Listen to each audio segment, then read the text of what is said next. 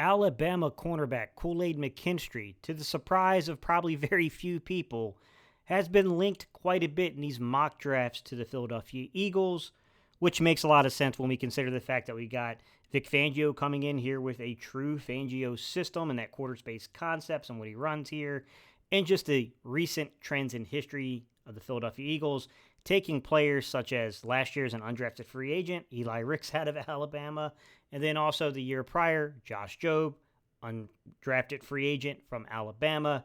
There seems to be a trend here with wanting to pick up these Saban guys who run a lot of these mixed coverages, in particular cover 7, but have some familiarity with the techniques that we play here. Which brings us to Kool-Aid McKinstry and what the film shows about this young man, which is a propensity to really understand route development. This young man gets it from an IQ perspective of what receivers and quarterbacks are trying to achieve and picking up on those routes and being able to jump them. In addition to just the ability with the route development is there's a smoothness to his hips. This young man is one of the best mirror match corners I've watched come out of the league in a few years. He's not quite Patrick Surtain.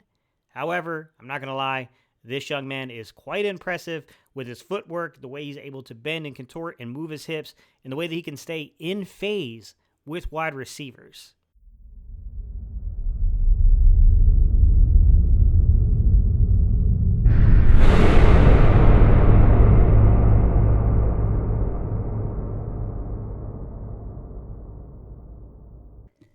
The Philadelphia Eagles do employ a zone-based scheme, but inside of that is a lot of man-based concepts, in particular mirror and match, which we can see here. Kool-Aid McKinstry do a great job staying in phase with the receiver, reading the route development, and taking the ball. He's also really good at keeping his hands on the receiver, but not getting penalized. Here we see kind of a bail technique, opening up those hips. He's going to read the route progression. He's going to see what is in that shallow zone region of the football field, and he's going to react to this. This is really a great way of honestly judging guys in terms of their willingness. Not necessarily the technical ability, but do they show a little bit of toughness in the run defense? This is definitely one of those ways that you can judge a guy's commitment to doing those things. Mirror is going to be a big thing, guys. Anytime you can find examples of a guy playing mirror, like we can see right here, look at the fluidness of his hips here.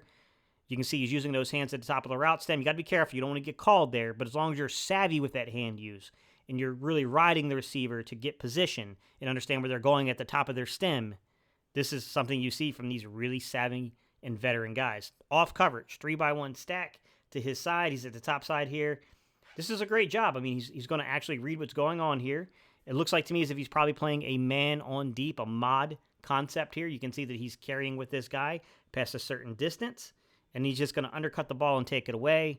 If I'm being honest, if you look to the bottom side of the screen there, guys, what you would see actually is while he's defending the top side of that area, on the bottom side of that area, we can actually see that Terrion Arnold, another big name, another prospect here at the Eagles, a lot of the fan base here likes a lot, is kind of running more of that man kind of concept, that cloud coverage, if you will.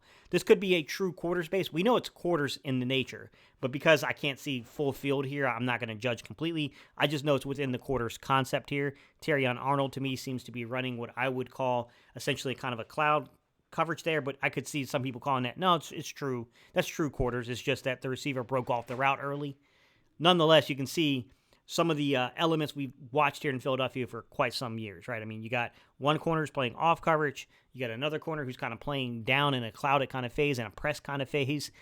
That's very traditional. It's very common. We've seen guys like Jonathan Gannon run this. We watched Sean Desai last year run this as well. And I would even go as far as you can see outside perspectives like, you know, going to Minnesota back in the day and kind of how they ran their quarters-based coverage underneath Zimmer. Same kind of concept here.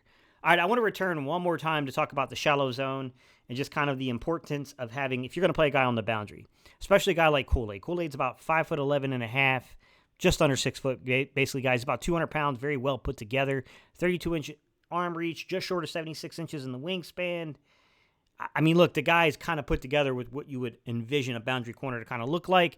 Some guys are going to be a little bit more in that wingspan. I'll be honest with you, Eli Ricks is bigger in the wingspan. Some of these guys are a little bigger in that area. But you're looking for hard-nosed players, right? If you're going to play in this Fangio system, you got to be able to come down on run fits. You got to be able to come down on these these real quick tunnel screens to the receivers. You got to be able to play that shallow zone. You got to play it with some form of toughness. And when I look at Kool-Aid's film, this young man's tough. He comes down and plays this with a toughness that you don't generally see in the modern NFL anymore. There is one aspect to Kool-Aid's game that's going to be difficult, and it's going to be different for every club. It's not a physical limitation. This is an injury assessment. This is something that a team's, medical department's going to have to get together and decide the risk involved here with this young man. If you don't know what I'm talking about, obviously he has the Jones fracture, which is a fracture to the outside kind of bones in your foot. This is something that normally requires some sort of plate to actually recover.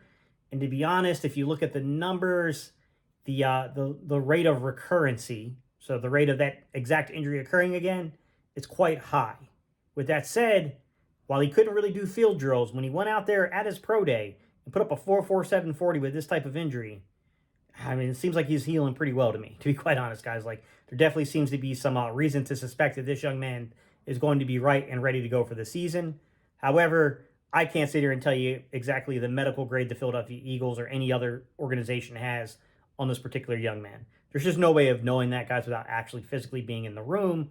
It's going to be a generalized concern for teams, and they're going to have to come around with what they believe and, where you value a player like that, right? I mean, if there was no injury here, this is probably a top 20 talent. I don't think a lot of people would argue that he's in that range of a top 20 guy, right? Probably not top 16 pick, but anywhere between 16 to the end of the first round.